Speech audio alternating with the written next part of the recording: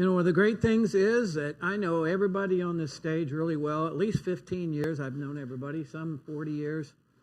And every one of them lives out what they proclaim up here, and they're great, great people. They have the hearts of servants, most of them. Buddy, maybe not so much.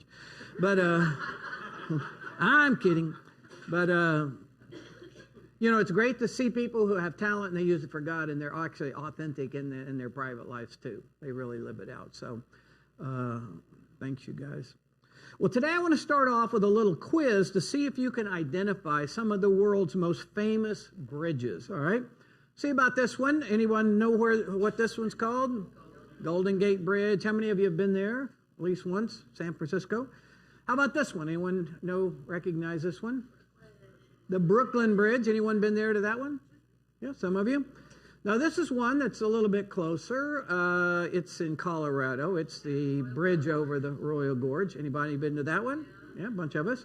Anyone recognize this one? Not quite as famous as the other ones. I think they call it the 34th Street Bridge in Moore.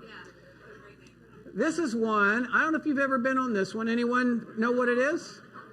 It's called the 7 Mile Bridge. It connects the Florida Keys. I drove that once. Now, here are some that you might not know as much, but maybe you do. Anyone recognize this one? Anybody been there before? Anyone know what it's called? I think it's called the Rialto Bridge, but my French is not that good. Italian, yeah.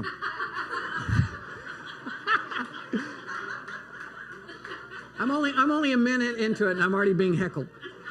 All right, this next one's really tough. If you can just guess what country it is, you don't have to know the name. Anybody could guess what country. It's obviously an old country. That's a good guess, but no, it's actually Germany is where that one is. Here's a bridge that's just kind of a work of art. Anyone know where that one is? In France.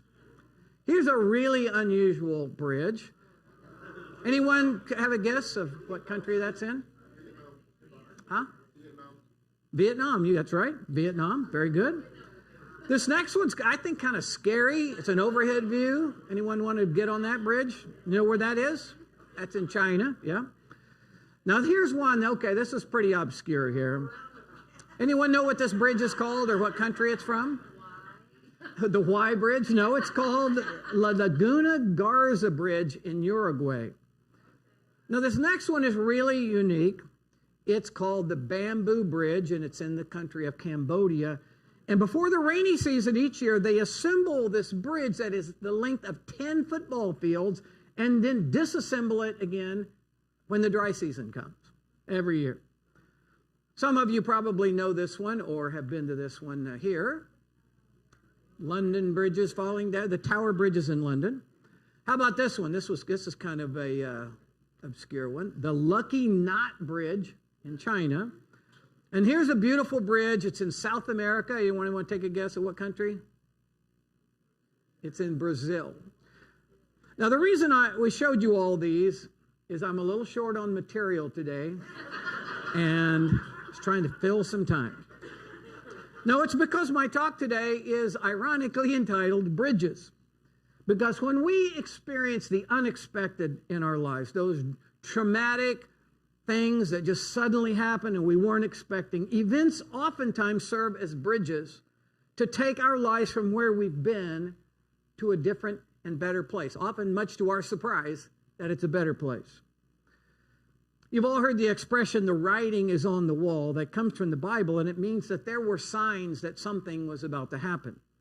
But a lot of times, there are no signs. There are no warnings, like the attack on Pearl Harbor, or the assassination of President John F. Kennedy, or the Oklahoma City bombing, or 9/11. And there are unexpected events and experiences that happen in our lives as well. Now, this is how we think life will go, the top part, and then this is how it actually goes.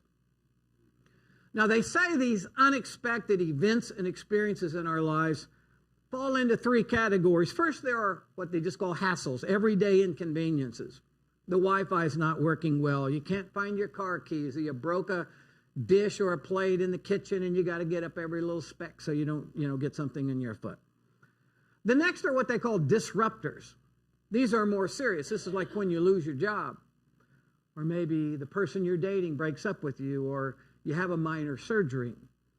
Third is what they call a life quake. And similar to earthquakes, these can create serious damage in your life. Any of you who have ever been through a divorce, you know what a life quake can feel like. Or maybe someone really close to you dies. Or you have a huge financial setback in your life that's going to affect you for years and years. Now, hassles happen every day, pretty much. Disruptors, they say, hit us about every 12 to 18 months. And these life quakes, these really serious ones, happen on average about every 7 to 10 years. Now, last week we talked about David of the Old Testament and how he went through all of these kinds of things just like we do. And we talked about how these unexpected events happen in different kind of areas of our life, like in relationships. Have you ever had something unexpected happen in a relationship? I bet you have. They also happen in our work life, in our career, things just out of the blue, things we didn't plan on, and it just turns everything upside down. These unexpected things also happen in the area of our health. You go to the doctor, you think everything is okay, and suddenly you hear something that you never anticipated. They happen to us financially sometimes, and also emotionally. And then we talked about a few facts about the unexpected, that it helps us if we begin to understand them. One is that they happen more frequently than we think they will. These unexpected things that come into our lives that might turn us upside down, they happen more frequently than we kind of think or hope they will. Second, they often last longer than we wish they would or assumed that they would. We talked about how, third, they're essential because there are certain very important life lessons that we only learn through times of adversity.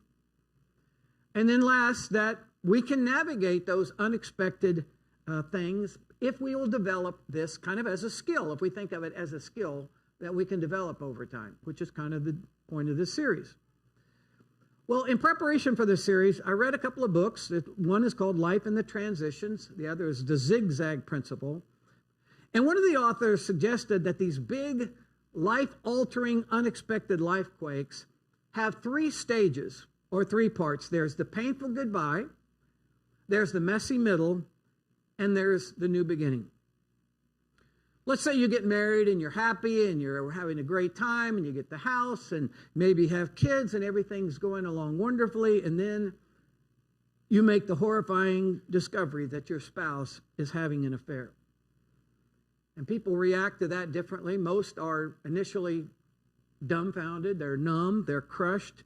Some get angry. Some want to hurt back the person who hurt them. And while some marriages can survive, most do not.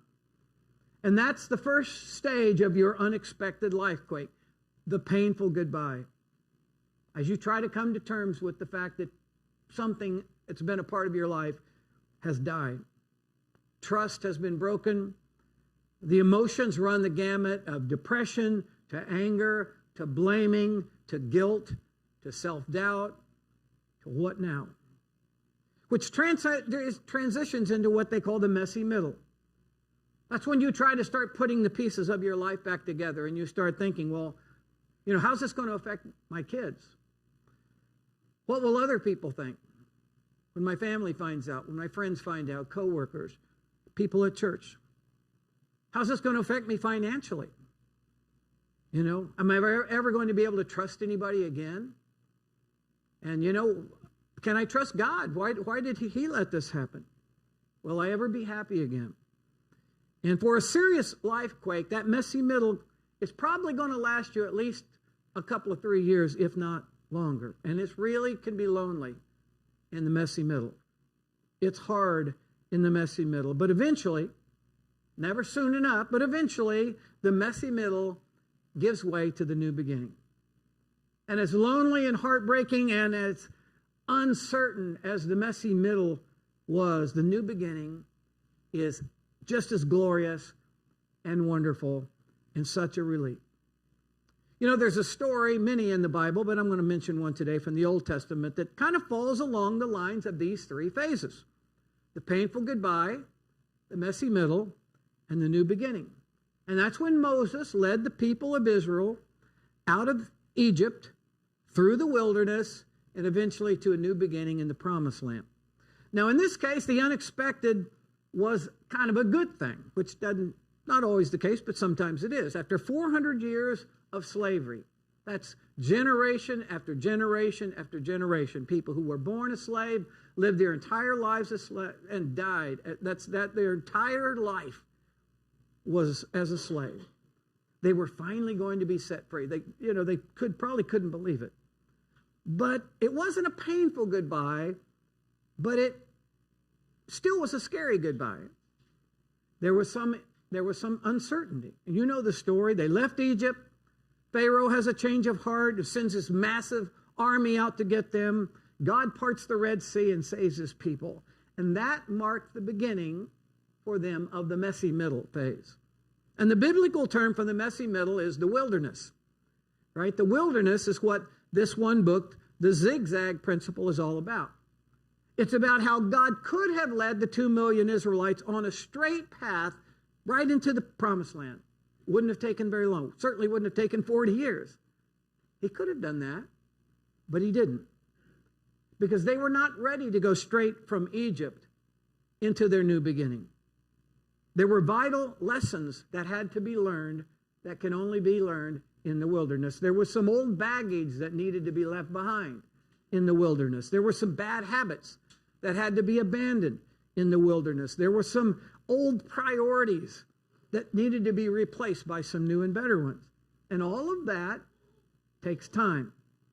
Thus, God led them through the wilderness, not on a straight line, but on a zigzag path. And that's what the messy middle feels like. But the messy middle can really be a blessing in disguise. You see, without learning the vital lessons in the messy middle, most of us will usually repeat the same mistakes that got us into the wilderness in the first place. The messy middle should be a time of reflection, of self-inventory, like, what really caused this mess that I'm in right now? Could I have done something different? What weaknesses or maybe even character flaws were exposed by what happened? And what can I learn from this so that this will never, ever happen to me again? When something really unexpected comes into our lives, many people become angry or depressed or fearful or just defeated and resign. And all are understandable reactions. But our best and wisest response would be to learn, to grow, to endure, and to reevaluate. What really is most important in my life? And does how I live my life actually reflect what I say are my top priorities in life? And how could I use this terrible thing that's happened to me to enable me to become a better person, a better version of myself in the future? Now, when people were asked in a study, which of these three stages was hardest for you, 39% said that the painful goodbye was the toughest part. 47% said that the messy middle was the most difficult, and 14% said the new beginning was the hardest. Here's another aspect of having one of these life quakes come into your life that you may not have considered, and that is they fall into two categories. There are voluntary life quakes, and there are involuntary life quakes. All right? Voluntary means that you initiate a major shakeup in your life. Maybe you choose to leave your job and start a new business. That can be scary. It can be very uncomfortable. There's some risk involved, right? Or maybe you choose to leave an abusive relationship. Maybe you choose to get help for your drinking problems. You voluntarily chose something that you knew was going to shake your world up. Involuntary means that someone or something else initiated a major change in your life. Someone you love died, or you lost your job due to downsizing, or a tornado hits your house, or you're diagnosed with cancer. I read this week of a woman who said, the day the police officers knocked on the door and told me that my son was dead, something in me died forever in that moment. Some life changes we choose, and other life changes are chosen for us. One thing I thought that was really interesting and to me kind of surprising is of all the life quakes that happen in people's lives, they say about 57% happen to people involuntarily, but about 43% of life quakes happen voluntarily. In other words, people initiate their own life quakes. And I think that happens for a couple of reasons. One is sometimes just out of desperation. You ever been in a situation where the pain, what you're going through is so bad, you're like, anything's better than this, and so you initiate some radical change in your life. I think another time that people do it on their own is because they get inspired, maybe by an example or a word or something from the Bible, or set a goal to improve their lives, but doing so means they're going to have to blow up a part of their current life. And all of that leads to this idea of bridges. Life quakes can act as bridges that cause us to leave something in our past behind and cross over to a new and better future. Let me say that again. Life quakes can serve as bridges that cause us to leave something in our past behind and cross over to a new and better future. And to kind of show you what I mean, I want to tell you about 7 bridges that I have crossed over in my life. Some voluntary, some involuntary. And I'll bet that you will see a lot of yourself in some of these stories as well. Now, it was on October 25th, 1972, that I committed my life to Christ.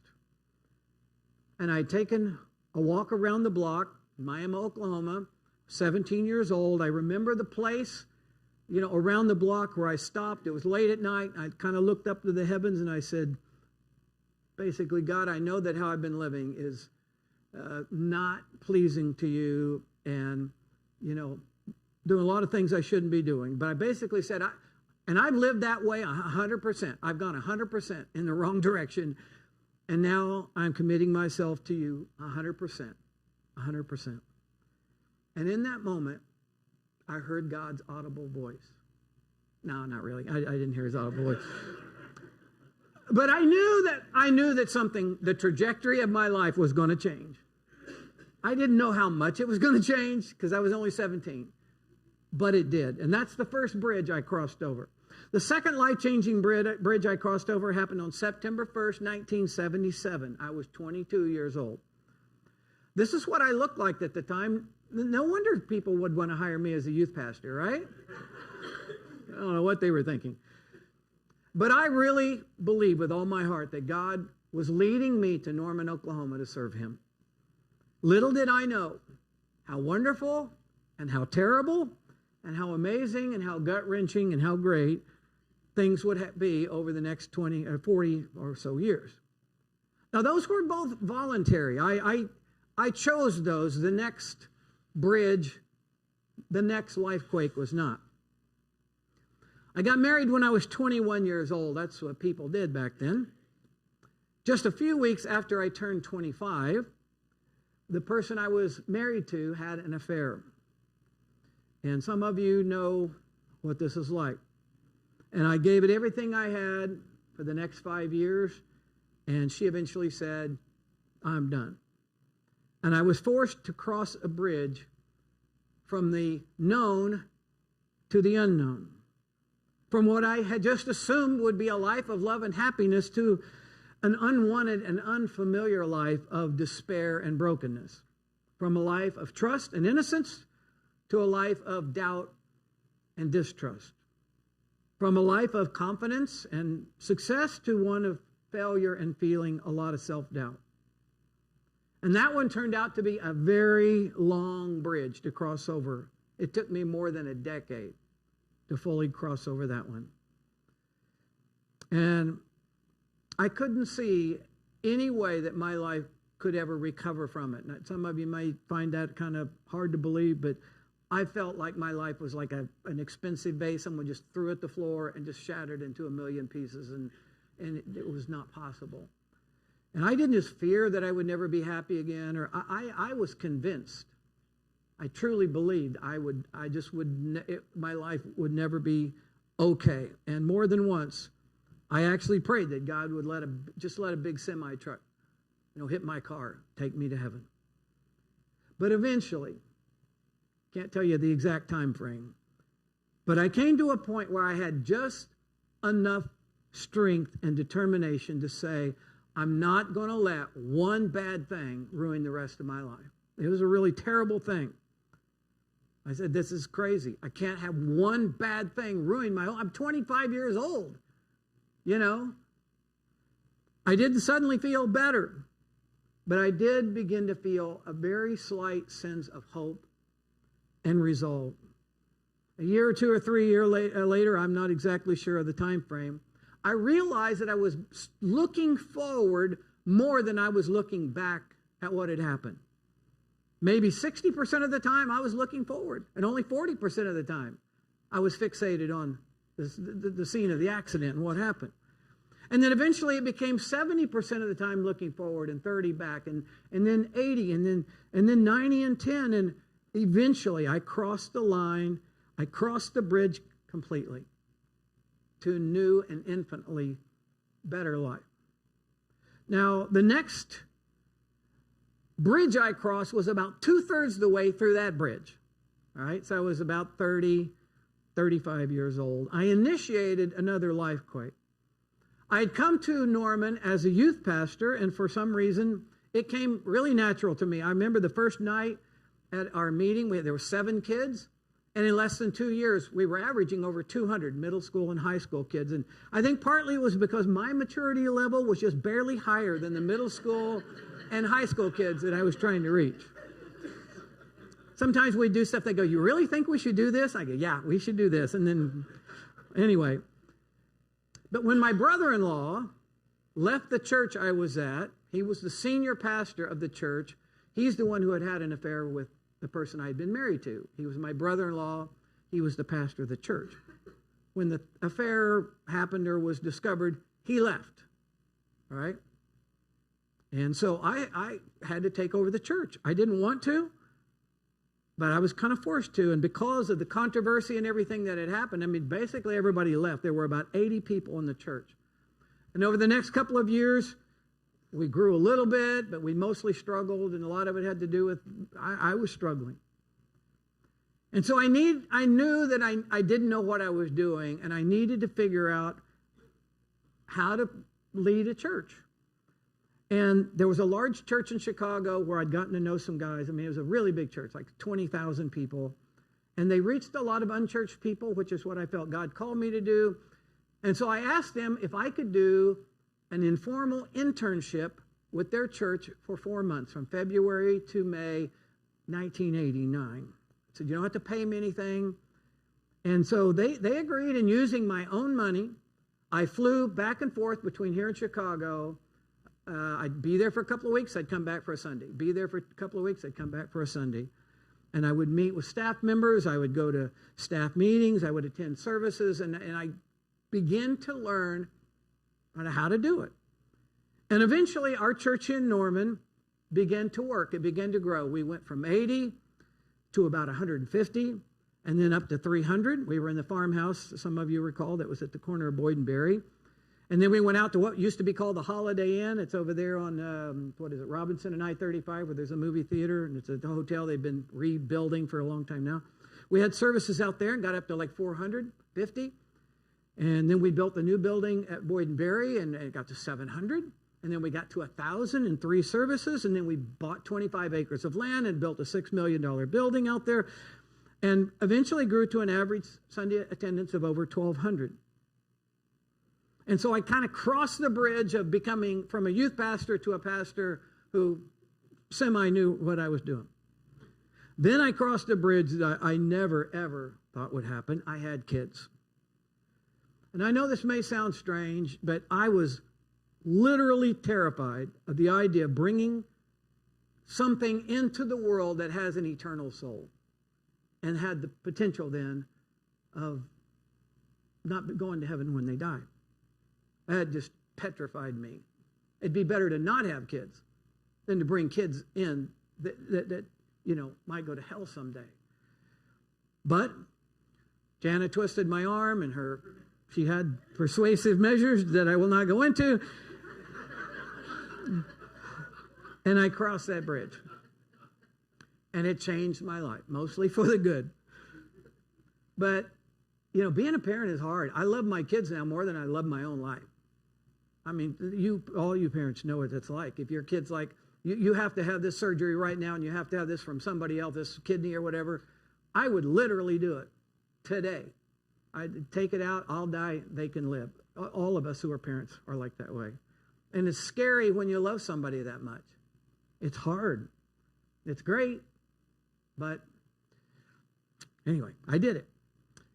In 2006, I experienced what I just call the train wreck. Back in 1999, we hired an executive pastor to do the business side of the church because I'm not great on the business side of the church. And it eventually led to a giant church split. And we didn't have official membership now, just then, like we don't have it now. But there were about 4,000 people on our church directory. And out of that 4,000, about 5 or 6 people caused this whole train wreck. And a lot of people got hurt, hundreds of people. People who didn't come to church before, and they became Christians, and they didn't trust church and so forth, and they just got blindsided. Most of them, to this day, probably have no idea what happened. And in the end, I did something I never, ever dreamed that I would do. I left the church that I had started back in 1979 and given 27 years of my life to try to build. And I began to cross over a bridge that looked very scary and uncertain when we started the Seeker Church.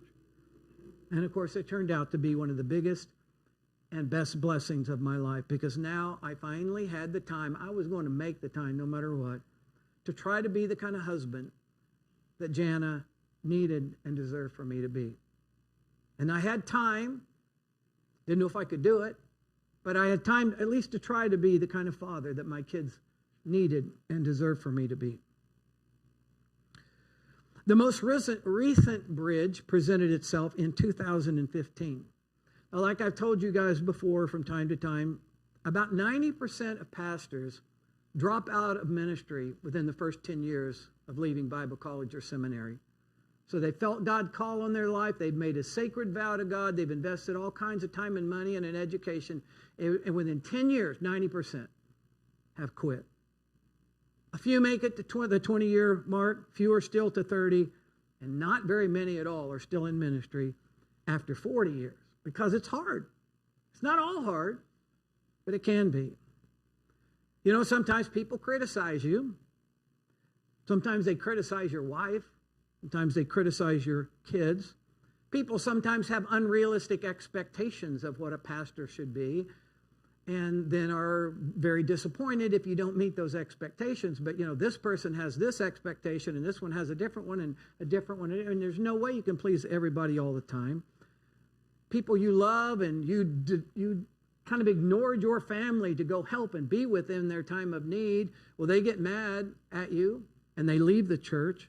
Sometimes say bad things about you. People you love and care about get cancer, or they go through divorces, or one of their kids is in a terrible accident, and you see them suffer tragedies and even sometimes fall away from God. It's just hard. It just beats the crap out of people over time, and that's why they give up. Well, in 2015, we were still in the building down the road there, down Berry Road, and it wasn't like things were going bad, but it was just the cumulative effect of all this over the years was just really beginning to take a toll on me. I've kind of likened it to a boxer. Most boxers, when you hear them and they can't speak clearly and they're going to have brain damage, it didn't happen because of one big punch. It happened because the accumulation of hundreds and maybe even thousands of punches over the years through sparring, and the damage gets done slowly, and that's what happens kind of in church work, and that's, I guess, what I was feeling. And because I'm wired up, part melancholy, I am always reflecting. I'm too self-reflective sometimes. And I write things down so I can try to look at it more objective as to how I'm feeling.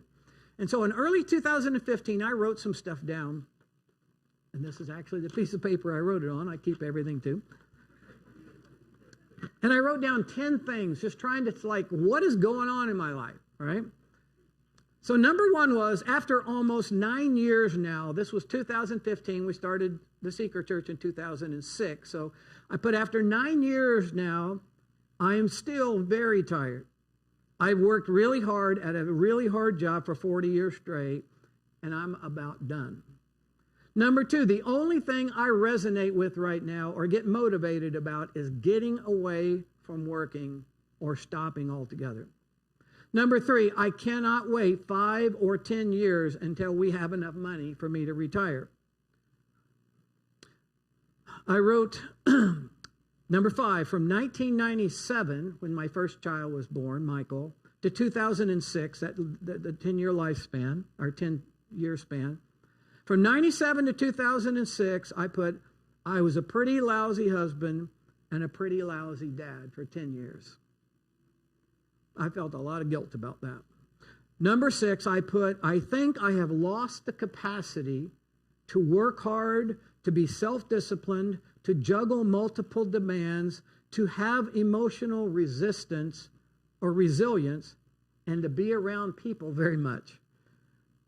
And then the last, or number 8, I wrote, what I think I most need is a sabbatical that will allow me some time and space to close both the chapter that happened in the other church situation and the Seeker Church and discover what my next chapter should be. And I wrote, it might take me 6 months to figure that out. It might take me 3 years to figure that out.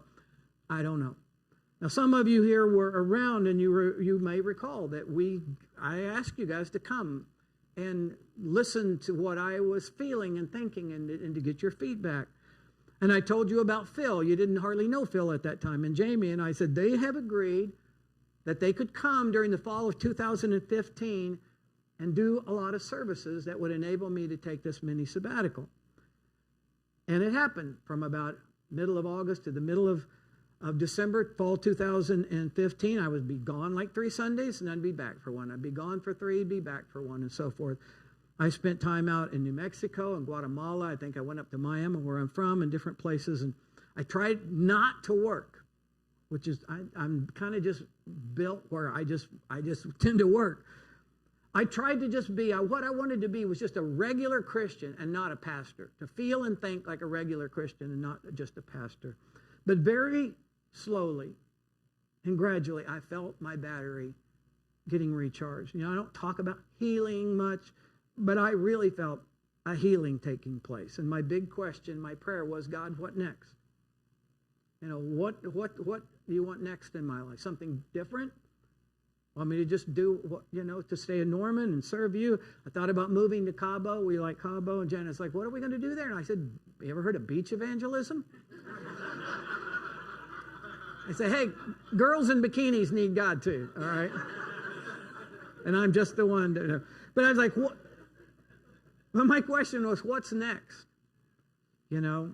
And slowly I began to feel like God was kind of redefining what the next chapter of my life should look like. And today I just want to say thank you again for understanding and allowing that mini sabbatical that I really needed and really benefited from.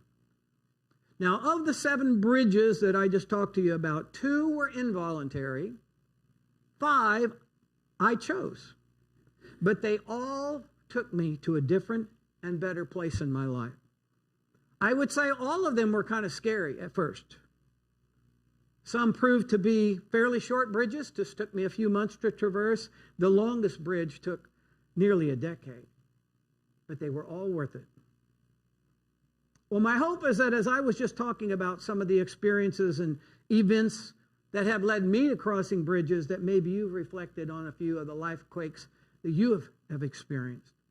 And I bet you've had some bridges that you had to cross over, some voluntary and some out of your control, that you wouldn't have chosen. And I'll bet that some of you here are in one of those 3 stages. The painful goodbye, or the messy middle, or the new beginning. And I'll bet that some of you are currently on one of those bridges and you're not exactly sure how long it's going to take to cross over. And you may not be sure exactly what awaits you when you get there. Instead of calling this series The Unexpected, I almost called it Navigating the Twists and Turns of Life. And as someone old enough now with a lot of years of experience with this kind of thing, I want to urge you, don't be too quick to run from your zigzags, because God may have really valuable lessons for you in the wilderness. There may need to be some things that you will leave behind, some baggage. There may be some decisions you need to make, some reflecting you need to do in the wilderness. But bridges provide the opportunity for you to remake your life going forward, to close an unhappy chapter on your life and to open up, whatever God has for you next. Bridges give you the opportunity to leave something painful from your past behind and to cross over to a new and better future. All right, why don't we stand while I have our closing prayer?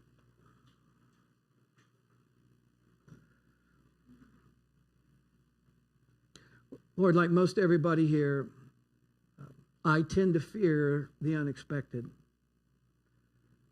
I tend to assume that bad things, if something bad is going to happen, that, it's like feels like the end. There's a finality about it. There's something so depressing, so overwhelming, so sad, or so hurtful. And Lord, a lot of times that's the truth. But a lot of those things are a wake-up call. We get blindsided to something that maybe we should have been thinking about, or maybe you want us to move in a different direction in our life. And Lord, I pray that all of us would learn how to navigate the ups and downs and the zigzags of life, and that we would see your hand somehow, even in the messy middle, and even in the painful goodbye, and that you will lead us eventually to a new and better beginning. Lord, most of us can think of times where it really changed the trajectory of our lives for the better. And so, God, we pray that you would give us strength and hope to never feel like it's the end and we'll never recover, to never believe that we can never be happy again, or the hurt will last us, for eternity. But that, God, you'll be with us, and you'll walk with us over the shortest bridge and the very longest bridges, all the way into eternity one day. I thank you for the opportunity to talk about these things that Jesus said. We will have trouble in this life, but it's not the end. Sometimes it's just something has to end for a new beginning to start. And help us to hang on to that. And pray this in Jesus' name. Amen. All right, you guys, thanks for coming today. We will see you next week.